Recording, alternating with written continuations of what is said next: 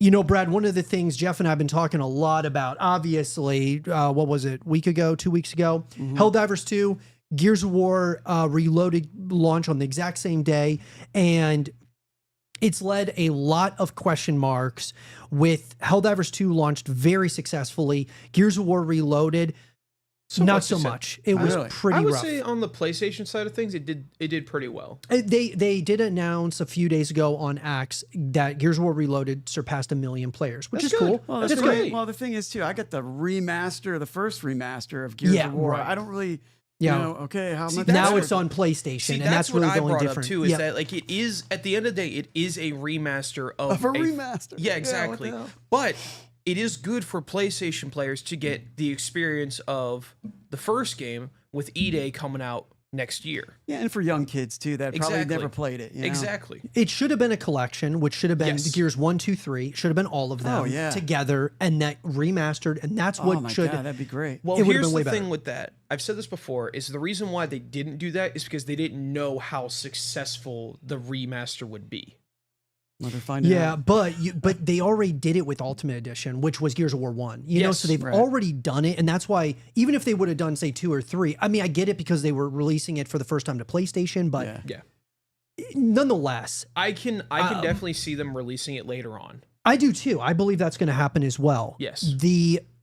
What this is, a lot of people in the community are really concerned though now for the most anticipated Gears of War title, we could argue potentially of all time. I mean, it probably is right up there with Gears of War 3, is Gears of War E-Day. Yeah, E-Day. And there is a lot of people saying that this is spelling trouble for E-Day already because Reloaded launched without having, a lot of content for people to take in. Obviously, you had campaign versus, obviously no horde mode.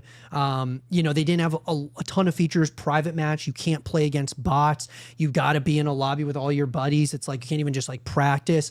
And so you're getting stuck into a blender in versus mode on Gears of War Reloaded where PlayStation players are coming in for the first time and they're getting put into an absolute blender of hell. And no skill-based matchmaking either. No skill-based matchmaking. So anyways, I've stated that I think that E-Day, if the coalition takes the feedback from the community and they update the game, which they've already done 2 updates at this point, which is good. That's good. Yeah. But if they consistently add more content to Reloaded as time goes, and then they can easily start to market E-Day through Reloaded, I think that E-Day could very well, it could pick back up.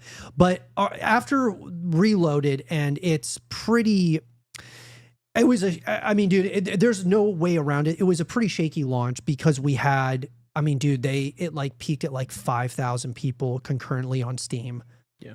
It's rough. It's rough. Rough. Wow. But Gears has always been a console game. You're right, 100%. But are you concerned about E-Day? Not really, because I do know that there are hardcore Gears fans like yourself. Yeah. Even though I'm not a Gears fan as much as you are, even when I watched the E-Day trailer, I was like, oh, this looks sick. Yeah. And it's the old school Gears that people would like. A lot of the old veteran Gears players would love. And now that you got PlayStation people in there, I think it will do fine. Yeah. And if it depends on what comes out around that time. I think, I mean, if it's Halloween next year, which is what I was saying, October release for Gears of War E-Day, the big thing that they would compete against would be another Xbox IP, which would be in November Call of Duty. Now I don't think they would do that. No, they wouldn't do that. I don't know. I'm not stupid. I'm not sure if they would do that or not. But Brad, what have you played the Gears of War games in the past? I played them all, man. I played I played one 100 times. A lot of times. So I enjoy it, but if it's gonna come out like this, how come they didn't fix all that stuff with multiplayer? It's like put the little bit more effort into it. What are you going to do? Upgrade the graphics? I made a post on TikTok the other day. I was like, I started off with Intellivision, the opposite of the Atari. Yeah. So any graphics after 1998 to me were great. Yeah. So they should have just added more to it. Especially with a remake, you don't really need good graphics because a lot of people like that rustic look to it. That's what Gears was. Yeah. Or is. Yeah. So, yeah. And that's what people like a lot about Helldivers. I know I hate bringing this up again, but Helldivers is also on a very old engine. When I say old, I mean 15-year-old engine. This thing is very ancient comparably to other engines, and it runs great. No Helldivers horde 2. mode. I mean, no horde mode. That sucks. Well, and so the reason why they didn't do that, Brad, is because They're Gears of War 1 didn't have horde. I know, but who cares? Okay, it's 2025. I'm with you, dude. I'm with you. How hard could it be? Yeah. And you know, I started playing the campaign the other day, Jeff and Brad, and you know, I noticed that as I was going through it, it looks a little bit better than Ultimate Edition. It certainly looks better than Gears of War from 2006, but I noticed that there were things in the game that don't look fully rendered. So I'm going to tell you what I think happened. I think that Microsoft forced them to release Reloaded as another remaster to port it to PlayStation. And I don't think the Coalition really wanted to do it. You can see the detail in the Gears of War E-Day trailer where it's like, dude, that is Gears right there. Yeah. They are all in for Gears of War E-Day. But I just feel like Reloaded, there's just details. It's like the little details, dude. Like, how hard is, I mean, dude, I don't know anything really about game development, but how hard would it be to put bots into private match? So if I'm a new PlayStation player, I want to just go up against bots and understand the mechanics. You know what it probably was, now that I think about it? It probably was some sort of deal behind closed doors. That it could have been. Cash grab. Not really cash grab. I think it was more of a deal between like a trade for both Sony and Microsoft. Like, we give you one of our games that we know your players want. You give us one of your games that we want.